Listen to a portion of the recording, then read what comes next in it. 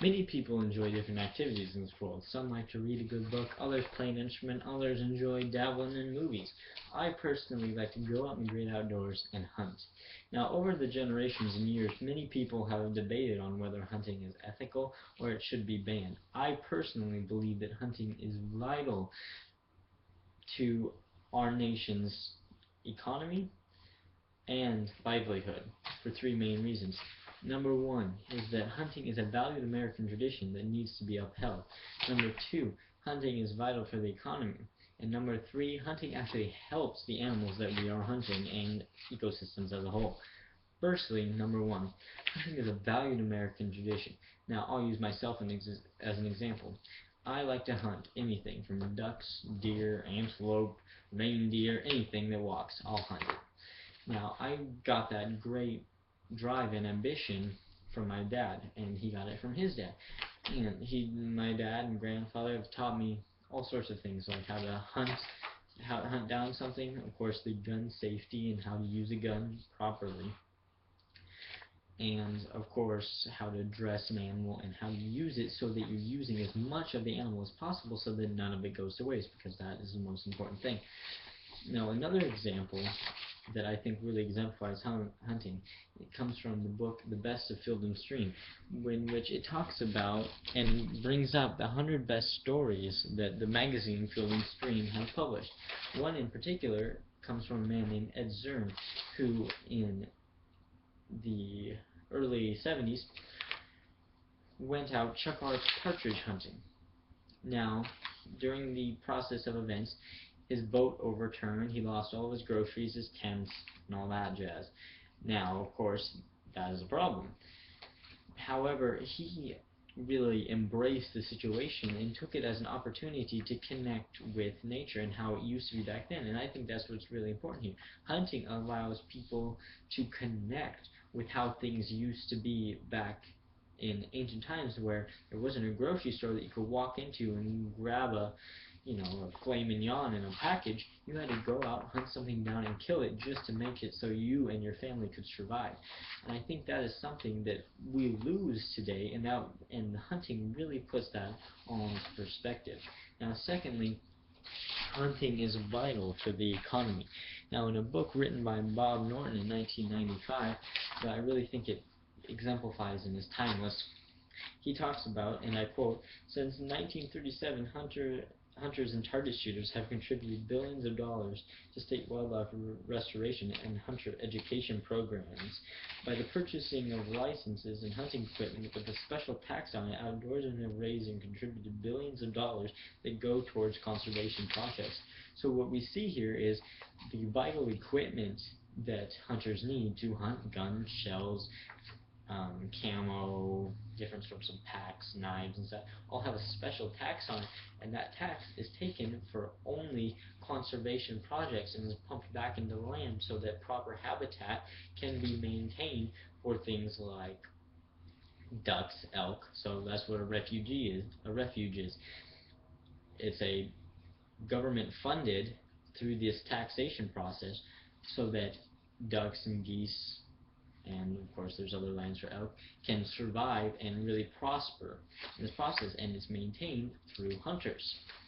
Now, secondly, many organizations bring money to the table that help conservation projects and also stimulate local economies.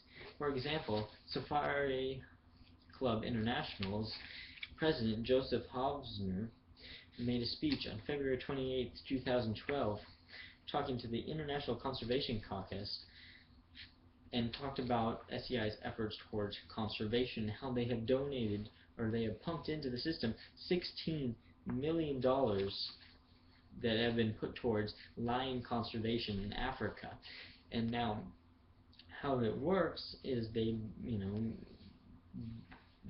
go against poaching, they hunt down poachers, they maintain and protect the animals, and also they bring in hunters. Now, you might think this is a little bit of, counterintuitive. Why would you hunt something that you're trying to protect? But what we see here is hunting allows not an overpopulation, which I'll get to later, but not only that, is the hunters pay massive amounts of money to go to places like Africa to hunt, and this money is pumped right back into the land and into the local communities. Some communities in Africa, that's their only means of survival is through the hunters. And because of that, they rely on hunters so that they can pay for water and get meat to survive in their communities. Now, finally, hunting is actually very necessary to the proper habitat function over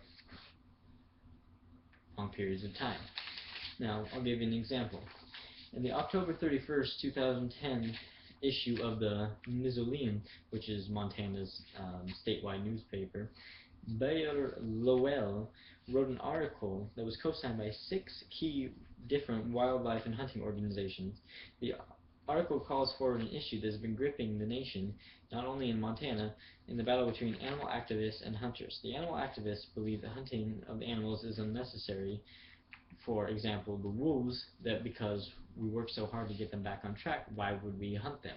However, what Lowell brings up is that the wolf populations, how he said that wolf populations in all 48 states has skyrocketed thanks to countless laws and conservation acts done by local wildlife centers. Since conditions have been so magnanimous, the wolves can thus be healthy and therefore populate extensively. With this extensive population, there's less food per wolf in the area to occupy. This causes the wolves to move out and branch out and will attack things like livestock and people even. And that creates a major problem because that's loss of revenue.